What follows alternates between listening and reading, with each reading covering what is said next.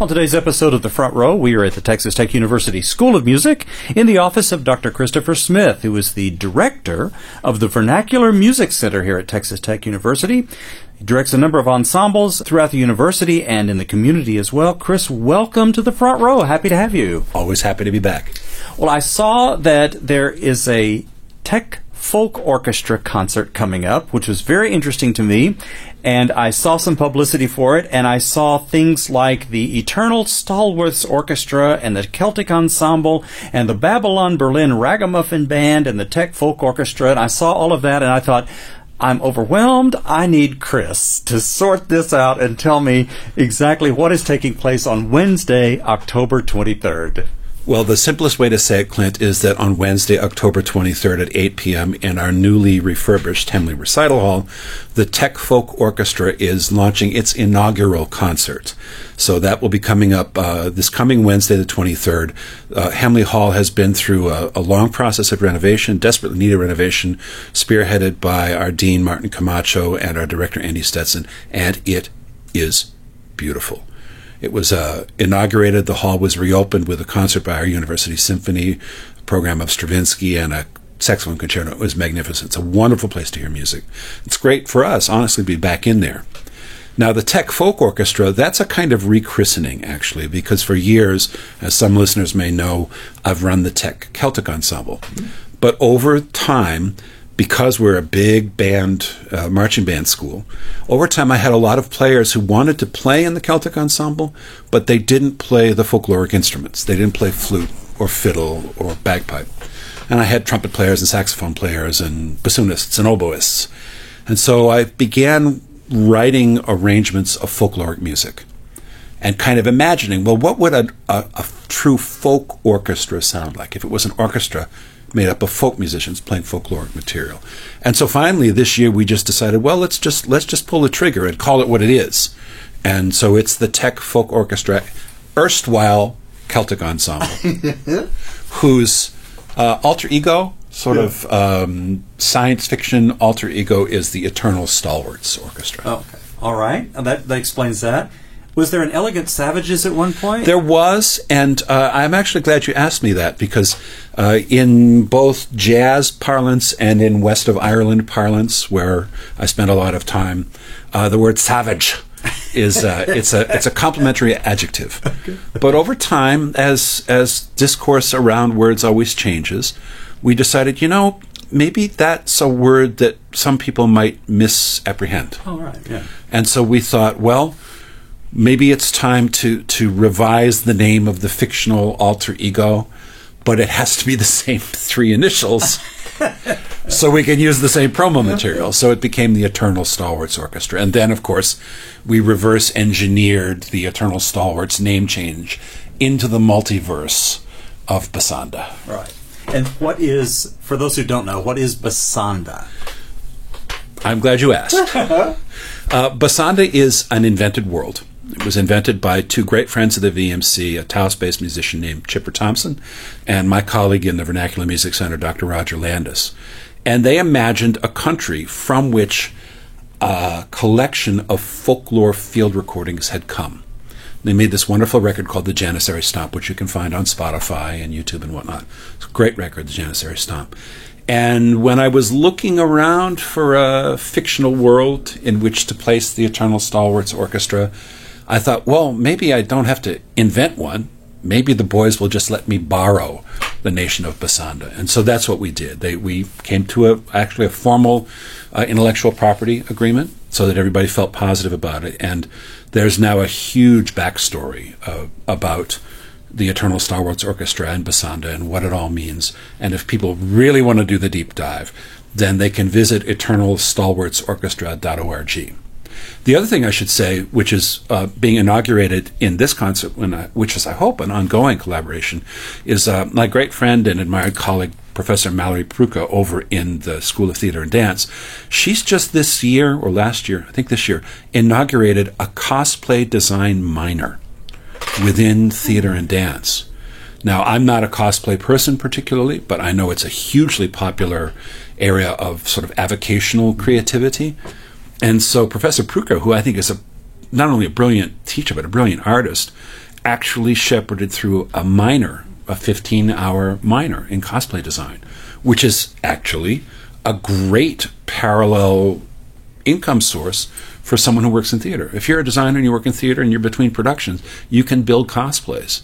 And Mallory approached me and I was like, yes, please.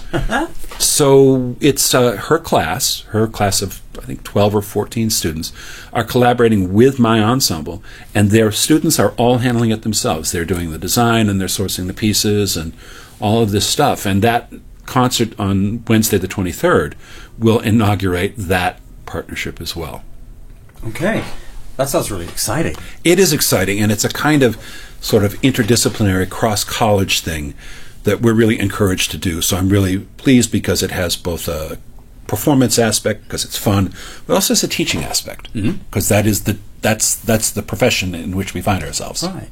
And it helps you fill out your concert really in a more profound way. It's not just oral, but visual and all these things, right? Yeah, absolutely. We've always had a really strong visual element.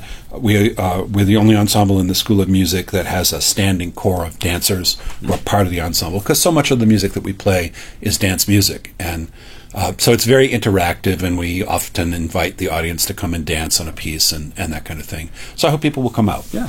And the other thing that really strikes me is that this is so at home in the Vernacular Music Center, which is folk musics, right? Yeah.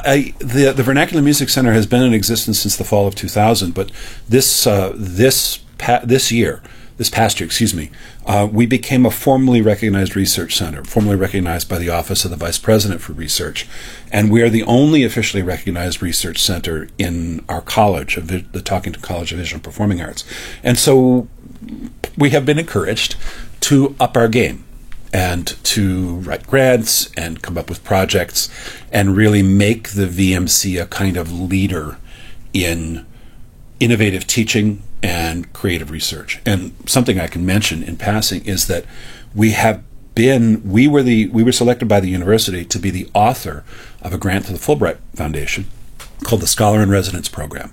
Now, mostly people know Fulbright from people going elsewhere, but the Scholar in Residence Program is designed to bring an international scholar to a college campus.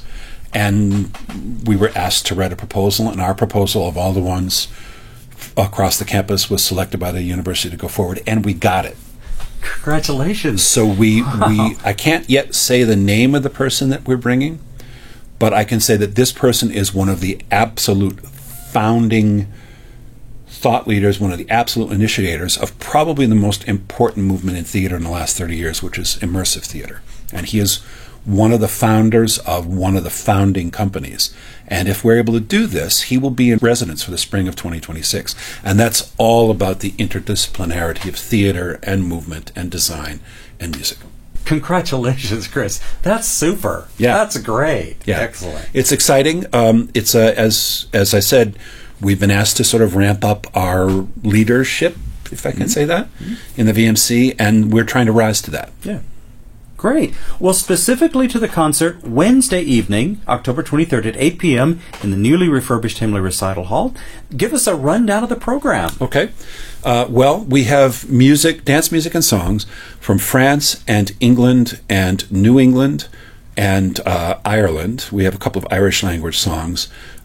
We have some wonderful music from Northumberland by an artist named Catherine Tickell. And this is an ensemble of, I think it's 32 players on stage, winds, brass, strings, percussion, singers, and dancers. All students, all collaborating, a lot of them moving beyond their areas of familiarity, trying out new things, new musics or different instruments. And so it'll be a kind of festival, spectacle kind of show. And we like that. We like doing stuff like that. And we couldn't be happier to be back in our home of the Himley Recital Hall. Right. Well, the thing I've loved about your concerts from the very beginning is not only are they fun to listen to, but they're just fun in general. It's very entertaining. There's always something to see and watch and do and participate in. And I assume that's all the same things have for this concert. Probably. Absolutely, yeah. It's all ages. It's family friendly. We try to share these musics and dance in the spirit of the way that we encountered them in the folkloric traditions, which are always participatory and always sharing and always inclusive and always accessible. They can sometimes be very, very unfamiliar, but the idea is to permit anyone who wants to enter the world to become part of that world, to enter the world of the Tech Folk Orchestra, to enter the world of the Eternal Stalwarts Orchestra, to enter the world of Basanda. So our tagline is always, come and dance with us in Basanda. Oh, great. Excellent. And can people just come? Yes, it's free admission. I would recommend that people try to show up on the early side because it's open seating. The hall has the same approximate number of seats, but we all know that on a popular night, getting parking and getting into the Hamley Hall can be a bit time-consuming. So early side is not a bad idea. Great. Excellent. And Chris, while I have you, I know that anybody who listens to us talking, the one thing people want to know is there a big concert going to take place in the holidays? I'm so happy that you asked about that. Thank you for reminding me. Yes, we have a confirmation that we will be doing our annual solstice concert. Again, we've been asked to kind of ramp up our thing. We are currently, it is scheduled to occur on December the 12th in the Machen Theater, which was also renovated within about the last 3.5 years. We've been in the Machen back in the day, and we had a great experience. The folks at the Machen and in the theater and dance department have been really receptive and really helpful in finding a date that we can manage. That will also be a free concert. It will involve both the Tech Folk Orchestra, but also the Tech Historical Performance Ensemble, led by Angela Mariani, the Caprock English Bagpipe Consort, led by Roger Landis. You'll be able to hear them on the 23rd, and you'll be able to hear them again on December the 12th. Great. Excellent. The concert is October 23rd in the newly refurbished Hemley Recital Hall here on the Tech campus. It is the Tech Folk Orchestra in concert, and our special guest today on the front row has been Dr. Christopher Smith. Chris, thank you as always so much. Thanks to you as always, Clint, as well.